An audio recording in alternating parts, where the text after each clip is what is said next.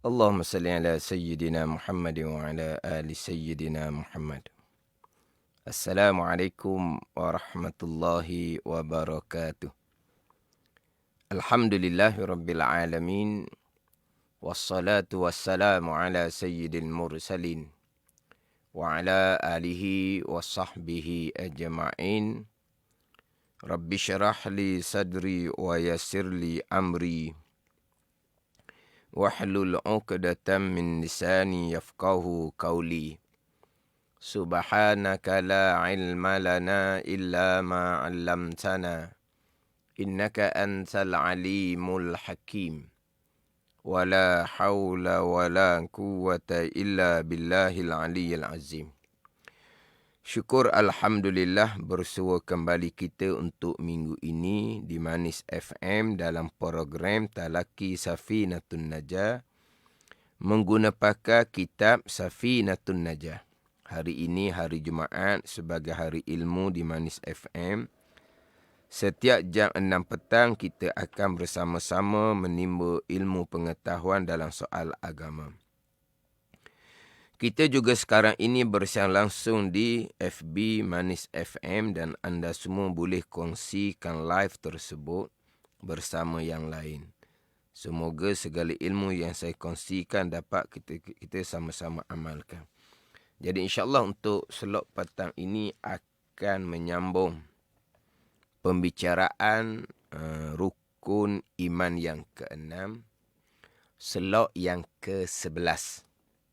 Pada pembicaraan rukun iman yang ke-6, sebagaimana yang saya sebut berulang kali sebelum ini, seeloknya sidang pendengar simpang tiap-tiap slot pembicaraan rukun iman ke-6 simpang boleh tengok, dengar berulang-ulang dan boleh kongsi bersama dengan yang lain. Jadi insyaAllah pembicaraan rukun iman ke-6 ni masih lagi panjang pembicaraan dia.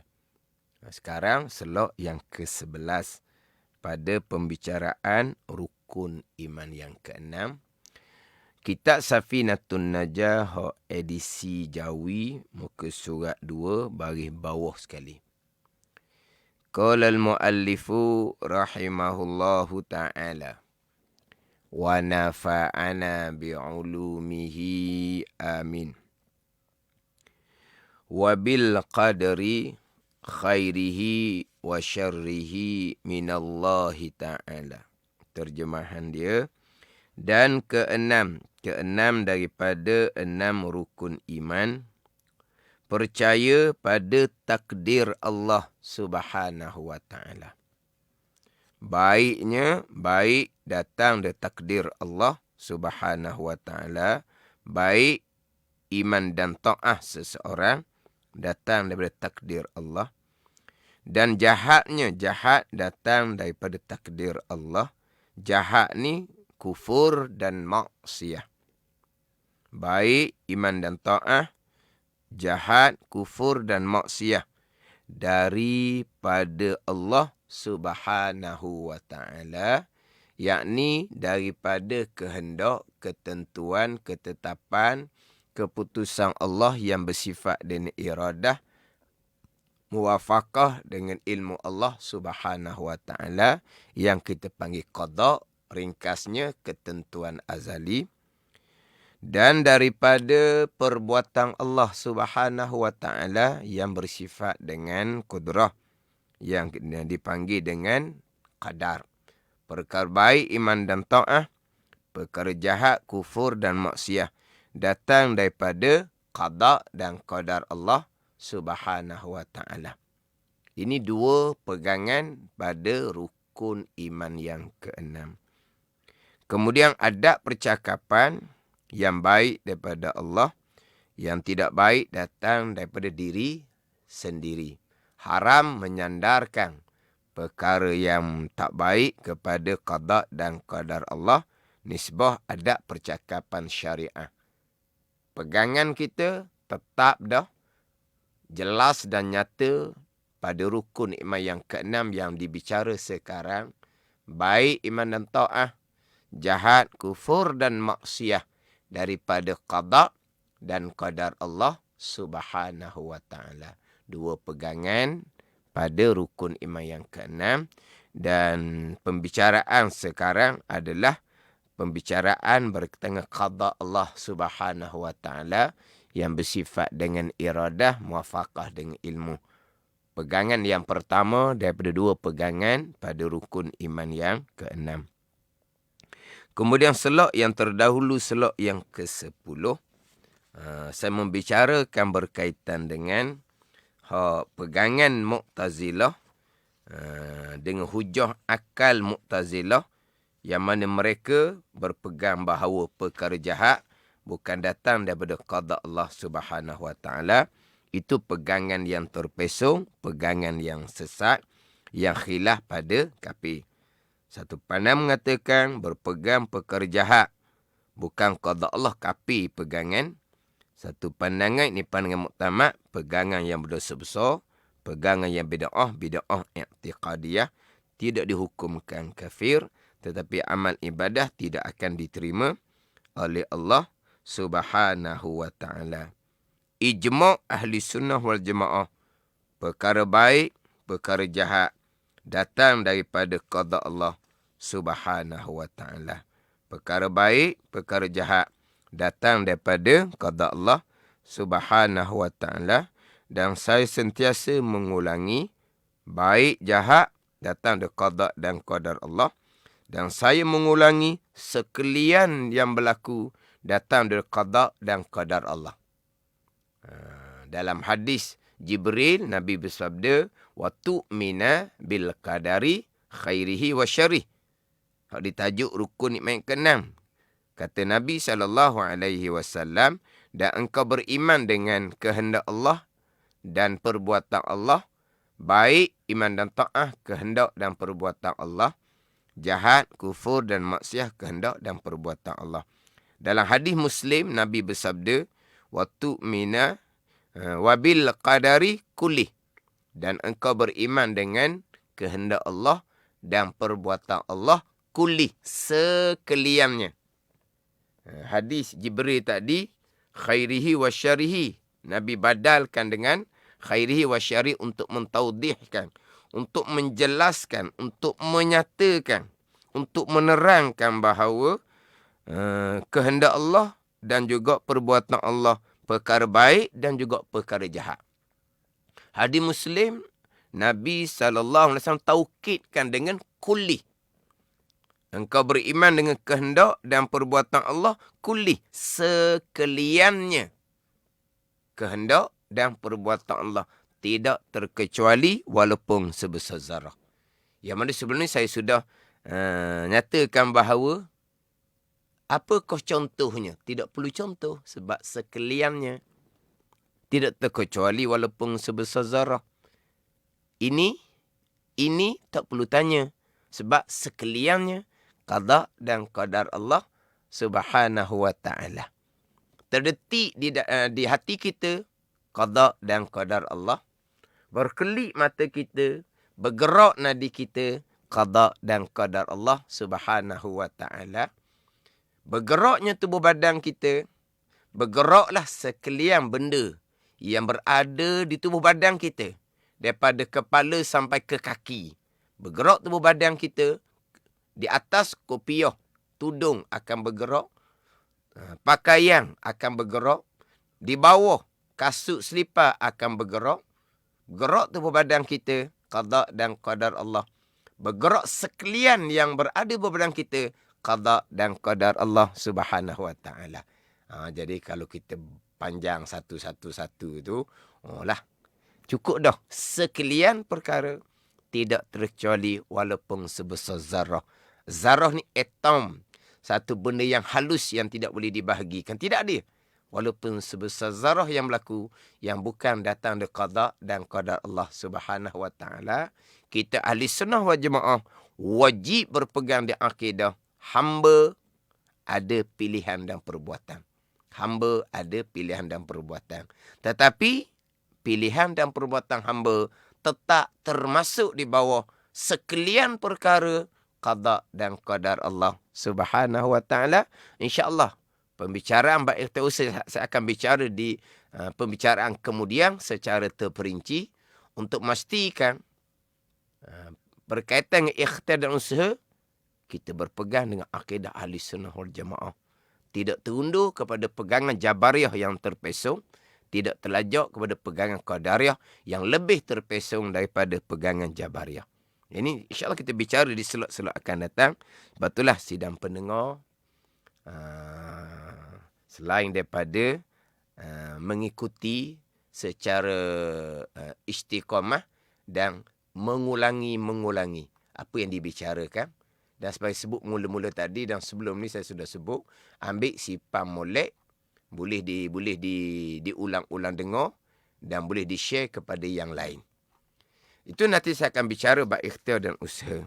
Jadi sekalian perkara, qada dan qadar Allah, perkara baik, perkara jahat, perkara yang berlaku di bumi, perkara yang berlaku di langit, perkara yang berlaku di dunia, perkara yang berlaku di akhirah, semuanya datang daripada qada dan qadar Allah Subhanahu wa ta'ala.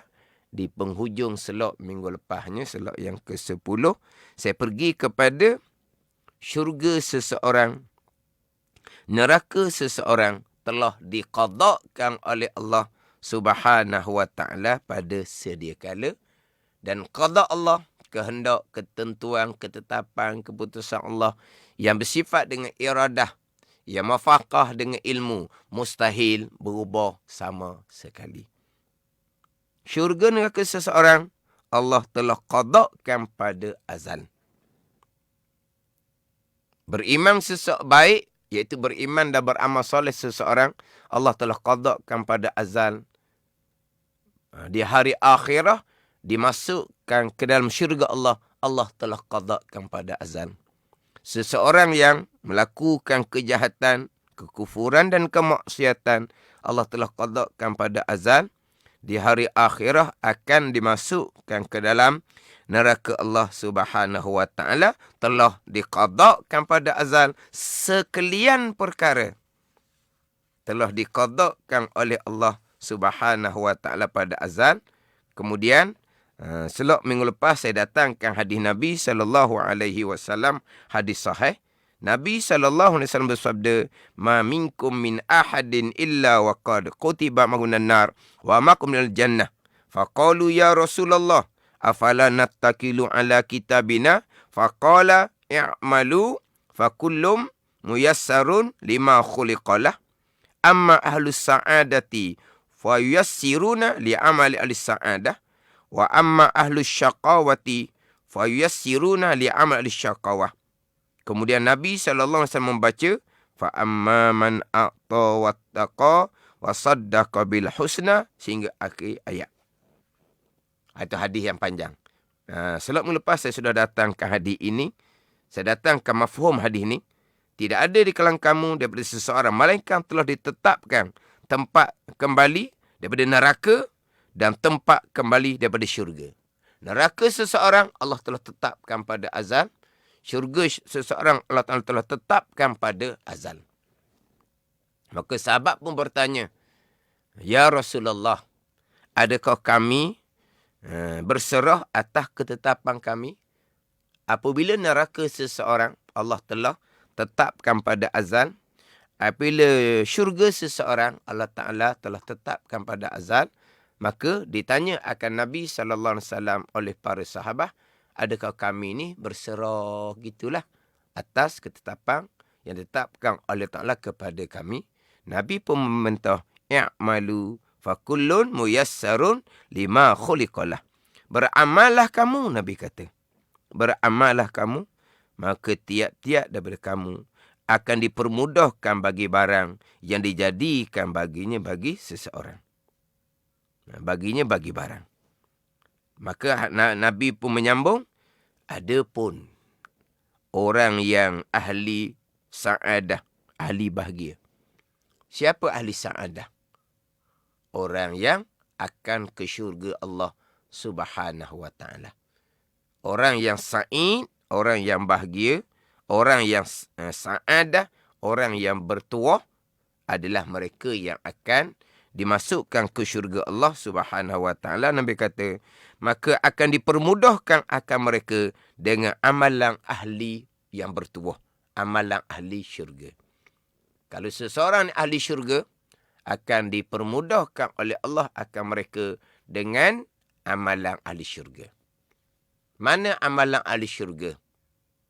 Kita semua maklumi, amalan ahli syurga, mereka yang dijanjikan syurga oleh Allah Subhanahu wa taala adalah mereka yang beriman dan beramal soleh. Jadi orang yang Tuhan takdirkan pada azal orang yang ahli bahagia, ahli syurga, Allah Ta'ala akan permudahkan jalan kepada amalan orang bahagia, amalan ahli syurga, beriman dan beramal soleh. Untuk beriman, dipermudahkan belajar ilmu fardhu tauhid. Untuk beramal soleh, ta'at zahir, ta'at batin, Allah Ta'ala akan permudahkan bagi belajar fardu ain fiqh dan tasawuf. Mudah-mudah je. Nak belajar fardu ain tauhid pun mudah-mudah. Nak belajar fardu ain fiqh pun mudah-mudah. Belajar fardu ain tauhid untuk menjadikan seseorang yang beriman. Belajar fardu ain fiqh dan tasawuf untuk menjadikan seseorang beramal soleh, ta'at zahir, ta'at batin. Jadi Allah permudahkan bagi mereka yang Allah takdirkan pada azal, orang yang bahagia ahli syurga, Allah permudahkan kepada amalan ahli syurga, beriman dan beramal soleh. Dan untuk beriman dan beramal soleh, jalannya adalah ilmu fardu ain tauhid, fiqh dan tasawuf. Sebagaimana Nabi SAW bersabda, yulhamus su'ada wa yuhramul ashqiya, Nabi kata, akan diilhamkan ilmu, akan dicampurkan ilmu. Allah akan buka jalan ilmu bagi mereka yang bahagia. Bagi mereka yang Tuhan takdirkan pada azal orang yang bahagia. Mereka yang Tuhan takdirkan pada azal orang bahagia, Tuhan akan ilham, Tuhan akan buka jalan untuk belajar ilmu.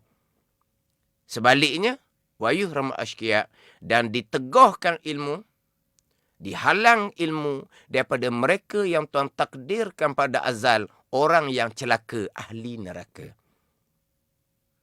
Akan dihalang ilmu, dijauhkan daripada ilmu, walaupun kebetulannya berada di tempat ilmu sekalipun. Allah Ta'ala, kalau Allah Ta'ala takdirkan seseorang tu orang yang celaka, ahli neraka, Allah Ta'ala akan tegah dia daripada ilmu. Yang sudah berada dalam majlis ilmu, solat berjemaah maghrib contohnya, dia akan angkat punggung. Dia akan lari daripada majlis ilmu, majlis yang dinaungi oleh para malaikat. Dia akan mudah-mudah saja lari daripada majlis ilmu. Allah Ta'ala akan haramkan ilmu kepada mereka yang Allah takdirkan pada azal orang yang celaka, ahli neraka.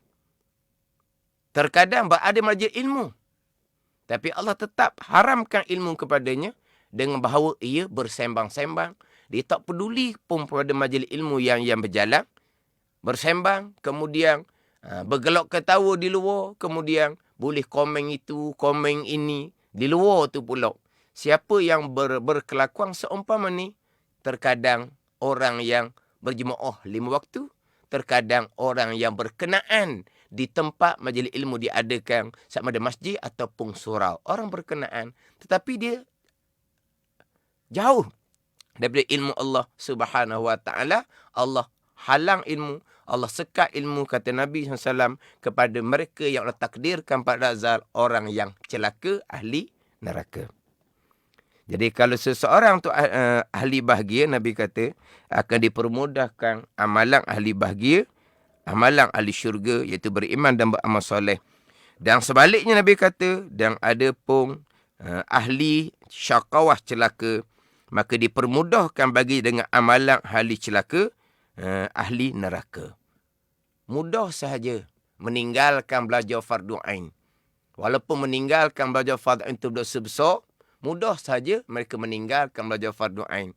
Akhirnya, dengan mudah-mudah mereka berpegang dengan akidah yang terpesong. Mudah sahaja, mani-mani sahaja berpegang dengan akidah yang terpesong. Itu bagi mereka yang ahli celaka, Allah Ta'ala akan permudahkan baginya amalan ahli celaka, ahli neraka. Berani, mudah-mudah je sembahyang tanpa mempelajari ilmu fardu ain sembahyang. Mudah-mudah sahaja hati mengekali sifat riak, ujub, takabur.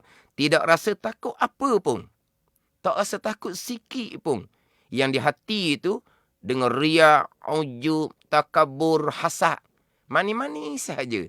Itu semua sifat ahli neraka.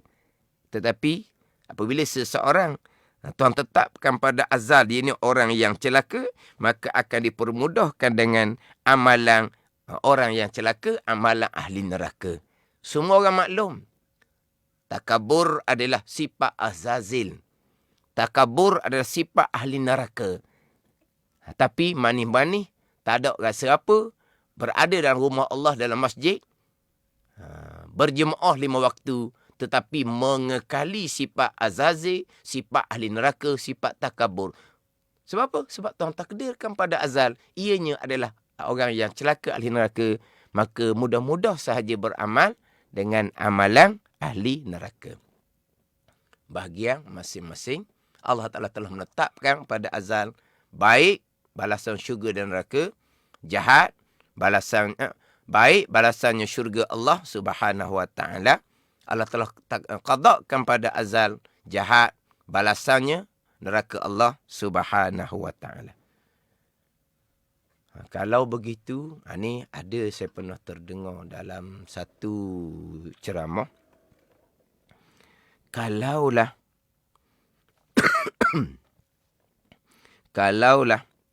Allah Ta'ala takdirkan seseorang untuk ahli syurga, maka tak ada apalah dianya kalau buat jahat pun. Sebab Tuhan telah takdirkan dia syurga. Sebaliknya, kalau Allah Ta'ala takdirkan seorang untuk ahli neraka, tak apalah dia. Kalau Allah takdirkan seorang untuk ahli neraka, buat baik macam mana pun, akhirnya ke neraka lah juga. Apa maksud? Tak tahulah. Tapi di awalnya, yang berceramah ni, menolak kehendak Allah, pengetahuan Allah Subhanahu Wa Ta'ala. Maka disusuli dengan, takkanlah apabila Allah Ta'ala takdirkan seseorang ahli syurga, dia buat apa jahat pun, masuk syurga juga. Seseorang yang telah takdirkan pada azab ahli neraka, dia buat baik macam mana pun, neraka juga. Jadi pelik. Seseorang yang Allah takdirkan ahli syurga, Nabi kata dah, akan dipermudahkan dengan amalan ahli syurga. Kenapa pula berlaku perkara jahat? Dalam hadis yang lain, Nabi bersabda, Inna ahlal jannati, Nabi kata, yuyassiruna li'amalil jannah. Wa inna ahlan nar, yuyassiruna li'amal ahli nar. Itu Nabi kata. Nabi kata seseorang ahli syurga, dipermudahkan akan mereka dengan amalan ahli syurga. Beriman dan beramal soleh. Dan bahawa sesungguhnya ahli neraka, Nabi kata, akan dipermudahkan dengan amalan ahli neraka. Jadi kalau Tuhan takdirkan pada azainya ahli syurga, maka amalannya amalan ahli syurga lah. Yang ditakdirkan oleh Allah Subhanahu Wa Ta'ala. Jadi kenapa pula? Oh, kalau gitu kok, Allah Ta'ala takdirkan di ahli syurga, buat jahat macam mana pun syurga juga. Orang yang Tuhan takdirkan ahli syurga, orang yang Tuhan qadakkan pada azal ahli syurga, Tuhan qadakkan pada azal, dia beramal dengan amalan ahli syurga, beriman dan beramal soleh. Oh, kalau begitu kok, kalau Allah telah qadakkan pada azal ahli neraka, buat baik macam mana pun, akhirnya Tuhan bunuh neraka. Nabi kata dah, seseorang yang ahli neraka, Nabi kata, akan dipermudahkan bagi amalan ahli neraka. Tak adalah berlaku kebaikan kepadanya. Dan kalau Allah Ta'ala takdirkan pada azal, ianya adalah Allah Ta'ala takdirkan pada azal, ianya ahli neraka. Di awalnya dia beramal dengan amal syurga, tapi Allah mengqadakkan pada azal, kemudian dia akan berpaling kepada amalan ahli neraka. Dia mati dalam amalan ahli neraka. Itu jelas dalam hadis Nabi SAW. Seseorang yang Allah takdirkan pada azal, ianya ahli neraka. Allah takdirkan pada azal, permulaannya beramal dengan amalan. Allah takdirkan pada azal, ianya ahli syurga. Allah Ta'ala takdirkan pada permulaan ianya beramal dengan ahli neraka. Allah Ta'ala takdirkan, qadakkan pada azal ia akan bertaubah dan beramal dengan amalan ahli syurga, akhirnya mati dalam amalan ahli syurga, masuk syurga. Ini hadis ni kita biasa dengar. Ada ni. Maknanya, kalau Tuhan takdirkan pada azal seseorang untuk ahli neraka, akhirnya dia mati dalam amalan ahli neraka, walaupun di awalnya ia di kalangan orang yang beramal dengan ahli syurga. Sebaliknya, kalau seseorang yang Tuhan takdirkan pada azal ahli syurga, akhirnya kesudahannya adalah dengan amalan ahli syurga, walaupun di awalnya beramal dengan amalan ahli neraka. Ini kita pergi pada hadis sahih. Ada dalam hadis 40, Imam Nawawi rahimahullah. Nabi SAW bersabda, berkaitan dengan permulaannya adalah kejadian manusia daripada nutfah, alaqah, mudghah.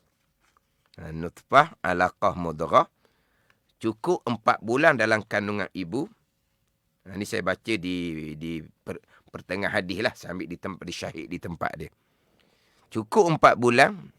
Nabi bersabda, summa yursalu alaihil malak fayanfakhu fihi ruh wa yu'maru bi katbi 4 kalimat bi katbi rizqihi wa ajalihi wa amalihi wa syaqiyun aw sa'idun. Ini insya-Allah sidang pendengar biasa dengar hadis ni. Kemudian Nabi kata diutuskan atasnya akan malaikat dan meniupkan oleh malaikat padanya, pada kandungan ni, roh, nyawa, dan disuruh akan malaikat menulis 4 kalimah. Bikatbi rizkihi, tulis rezekinya. Wa ajalihi, dan ajalnya sampai masa mati. Wa amalihi, dan pekerjaannya. Yang keempat, wa syaqiyun aw sa'idun. Nabi kata, akan ditulis celaka ataupun bahagia. Nabi mula hak celaka dahulu, barulah Nabi iringi dengan hak bahagia. Sebagaimana hadis tadi lah. Nabi bersabda, ma minkum min ahadin illa waqad kutiba maq'aduhu minan nar wa maq'udul jannah. Tidak ada di kalangan kamu daripada seseorang melainkan telah ditetap tempat kembali daripada neraka ataupun tempat kembali di syurga. Nabi dahulukan hak neraka. Sebab apa? Nak memperingatkan kepada kita. Jadi Nabi mulai dengan hak neraka. Hak menakutkan. Barulah Nabi pergi kepada hak syurga. Sama dalam hadis ni. Wa syaqiyun aw sa'idun. Ditulis sama ada seseorang tu celaka ataupun bahagia. Celaka ahli neraka, bahagia ahli syurga. Tapi Nabi mulai dengan wa syaqiyun aw sa'idun. Celaka ataupun bahagia. Mana yang celaka ni? Nabi pun mulai dengan bicara orang yang celaka. Fa wallazi la ilaha illa ghairuh inna ahadakum la ya'mala bi amali ahli jannah hatta ma yakunu bainahu wa bainaha illa zira' fayasbiqu alaihi alkitab fayamalu bi amali ahli nar fayadkhuluha. Dan demi Tuhan yang tiada Tuhan melainkannya, melainkan Allah Ta'ala, Nabi kata, sesungguhnya seorang kamu beramal dengan amalan ahli syurga. Beramal dengan amalan ahli syurga. Macam saya sebut tadilah. Mana amalan ahli syurga? Beriman dan beramal soleh. Dia beramal dengan amalan ahli syurga. Hingga tidak adalah antara seseorang dan antara syurga, melainkan sehasta. Sehasta dah dia dengan syurga. Maka telah terdahulu atas seseorang ketetapan bahawa ianya adalah ahli neraka. Maka beramal ia dengan amal ahli neraka. Dia mati dalam keadaan kederhakaan kepada Allah. Maka dia pun masuk neraka. Ini orang yang celaka. Di awalnya beramal dengan amalan ahli syurga. Hingga Nabi kata tidak ada antara jalan syurga melainkan sehasta. Tapi Allah telah menetapkan pada azal. Ianya ahli neraka. Akhirnya dia beramal dengan ahli neraka. dia mati dalam amalan di neraka, maka masuk neraka di wal-iyazabillah. Tapi golongan yang pertama ni dalam huraian hadis sangat sedikit. Allah Ta'ala, bila Allah Ta'ala beri taufik hidayah kepada iman dan amal soleh, Allah Ta'ala tidak akan menarik balik taufik tersebut. Sedikit yang berlaku yang golongan yang pertama ni. Golongan pertama ni sedikit yang berlaku. Berlaku contohnya pada Bal'am bin Ba'ura. Contohnya berlaku pada Bursisa. Itu cerita-cerita orang terdahulu. Dia kalangan orang tinggi kedudukan di sisi Allah. Tapi akhirnya mati kufur. Wa'aliyazubillah. Kekal neraka selama-lamanya. Golongan pertama ni memang sedikit. Tetapi pernah ditanya. Macam mana Ustaz? Seseorang tu pada masa dahulu. Dia semayang tak pernah tinggal. Berjemaah tak pernah tinggal. Kalau tak ada di masjid, sama ada dia tak sihat ataupun dia tak ada kapung. Digilah ke mana-mana. Kalau tak ada di masjid. Berjemaah 5 waktu. Ayah haji. Tapi bila sakit sahaja, langsung tak ambuh semayang. Langsung tak ambuh semayang. Tak mahu semayang. Apabila diperingatkan oleh isteri akan sembahyang, dia marah, dia jekah kepada isterinya apabila diperingatkan berkaitan dengan kewajipan sembahyang. Jadi masa segar tu berjemaah 5 waktu ayah haji, tapi bila sakit tinggal sembahyang mudah-mudah, mati dalam keadaan tinggal sembahyang. Adakah itu golongan yang pertama yang Tuhan takdirkan pada azal dia ni orang yang beramal dengan amalan di syurga? Tuhan takdirkan kemudiannya dia beramal dengan amalan di neraka, dengan mudah-mudah tinggal sembahyang ini ke? Kita balik semula. Betul ke terdahulu dia beramal dengan amalan di syurga? Oh lah, dia bijak mana waktu. Amalan di syurga, beriman dan beramal soleh. Nak jadi orang beriman, kena belajar fardu ain tauhid. Dah belajar dah fardu ain tauhid? Tak pernah belajar dianya. Lepas tu, amalan di syurganya apa?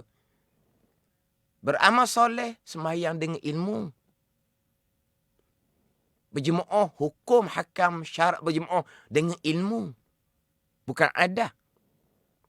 Orang beramal soleh ni, hati baik, hati ikhlas. Hak tadi ni, macam mana dengan ilmu fardu ain tauhid? Tak ada dikatakan. Fardu ain pekah tasawuf, dia tak peduli ilmu fardu ain. Macam mana kita kata dia beramal dengan amalan ahli syurga? Amalan ahli syurga, beriman dan beramal soleh. Nak beriman dan beramal soleh, fardu ain tauhid, pekah dan tasawuf. Tapi kalau dia tidak belajar fardu ain tauhid, pekah tasawuf, dia bukan terdahulu beramal dengan amalan syurga, kemudian dia beramal amalan neraka. Dia beramal daripada awal lagi dah dengan amalan ahli neraka. Dia celaka daripada awal. Cuma zahirnya macam orang baik. Semayang berjemaah tak tinggal. Tapi akhirnya Tuhan perjelaskan kedudukan di sebenarnya macam mana. Dia adalah orang yang ditakdirkan pada azal, orang yang celaka daripada awal sampai ke mati. Bukan di awalnya Tuhan qadakkan di ahli syurga, bukan. Tu kena tilik kembali tu. Sebab itulah golongan pertama sangat sedikit Allah Ta'ala qadakkan semua. Yang banyak golongan yang kedua. Inna ahadakum la ya'mala bi'amali ahli nar hatta ma yakunu bainahu wa baina ila zira' fa yasbiqu alaihi alkitab fa ya'malu bi'amali ahli jannah fadkhuluha. Hak ni paling banyak. Sesungguhnya seseorang beramal dengan amalan ahli neraka, dengan akidah yang terpesong, dengan tidak sembahyang, dengan sembahyang tapi ilmu, dengan hati riak, ujub dan takabur, hasad, itu semua amalan ahli neraka. Hingga tidak ada antaranya antara seseorang dan neraka melainkan sasta fasbiqu alil kitab. Terdahulu ketetapan di ahli syurga, maka dia beramal dengan ahli syurga, dia mati dalam iman dan amal soleh, maka dia pun masuk syurga. Dia beramal dengan ahli syurga, beriman dan amal soleh. Bukan kata dulu tak semayang tak apa, tua-tua semayang mari masjid. Beramal amal ahli syurga ke tidak? Dah main masjid macam tadi lah. Amalan ahli syurga, beriman dan beramal soleh. Itu amalan ahli syurga. Nak beriman, kemah molek ilmu fardu ain tauhid. Nak beramal soleh, kemah molek fardu ain fiqh dan tasawuf. Maknanya kalau kemudian mari masjid sekalipun, tapi tak peduli pun fardu ain ilmu fardu tauhid pekoh tasawuf, dia masih lagi mengekali dengan amalan ahli neraka sampai ke mati wal iyazabillah. Ada orang pernah menyatakan bahawa apabila belajar fardu ain kemudian, tapi hok ni tak duk tinggal semayang, daripada budak semayang tak tinggal, puasa tak tinggal, tak ada karuk-karuk, berjudi, minum arak tak kenal pun, jauh lah kita kata. Maknanya kikirnya orang baik. Kemudian baru belajar fardu ain tauhid pekota so alhamdulillah. Barulah dia menyedari bahawa sebelum ini dia beramal dengan amalan ahli neraka. Sebab apa? Jelas. Berpegang akidah yang terpesong. Berpegang akidah Mu'tazilah. Bukan lebih parah laginya, bukan berpegang akidah Mu'tazilah. Orang Islam yang berpegang akidah yang kafir ijma' ulama'. Memang sebelum tu dia kata, bukan kata dengan neraka tu sasta, bukan dalam neraka dah. Tapi alhamdulillah, bahagian dia, Allah qadakkan dia orang yang bahagia. Sa'idun. Allah qadakkan. Kemudian dia belajar fardu ain tauhid, pekoh tasawuf, bertaubah daripada pegangan yang terpesong, berpegang dengan akidah ahli-sunnah wal jamaah, bertaubah daripada sembahyang hak tidak ikut ilmu dengan sembahyang dengan ilmu, bertaubah daripada riya, ujub, takabur dan bersifat hati dengan sifat-sifat yang kepujian yang diwajibkan pada syarak. Ni. Hak golongan kedua ni lah hak paling banyak. Golongan kedua ni hak paling banyak. Seumpama tu adalah. Hak qada Allah Subhanahu Wa Taala seumpama tu.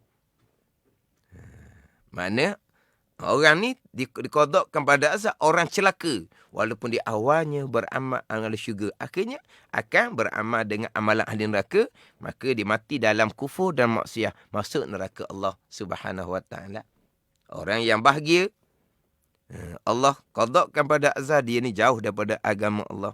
Tapi kemudian dia bertaubat kembali kepada agama Allah. Islam, iman dan ihsan. Beriman dan beramal soleh. Bersumberkan kepada fardu ain ilmu, fardu ain tauhid, pekoh dan tasawuf. Allah telah mengqadakkan segala-gala perkara. Qada Allah pasti berlaku. Qada Allah mustahil berubah.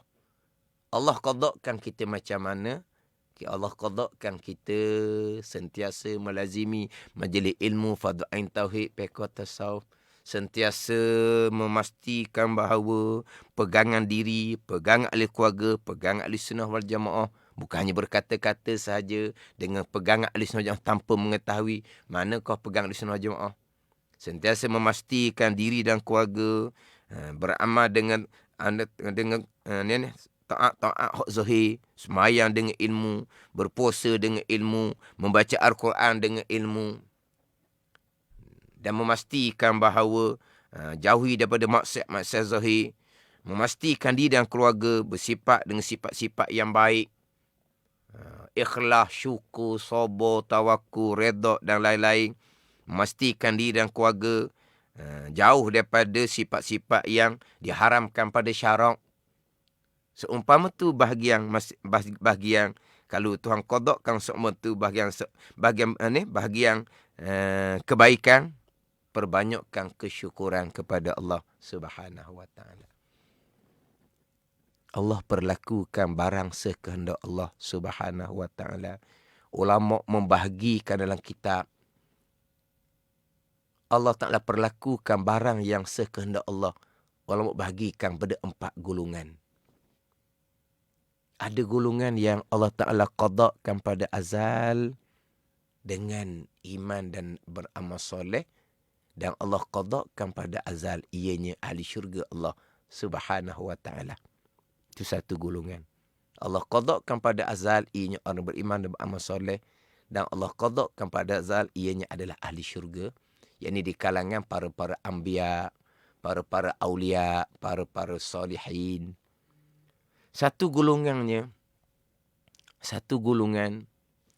Allah qadakkan pada azal langsung tidak ada amalan kehidupan atas dunia, Tapi Allah qadakkan pada azal dia ahli syurga. Contohnya, dia orang bukan Islam. Kemudiannya Allah qadakkan dia masuk Islam serta beriman. Belum sempat buat apa-apa amalan, dia mati. Allah qadakkan di syurga.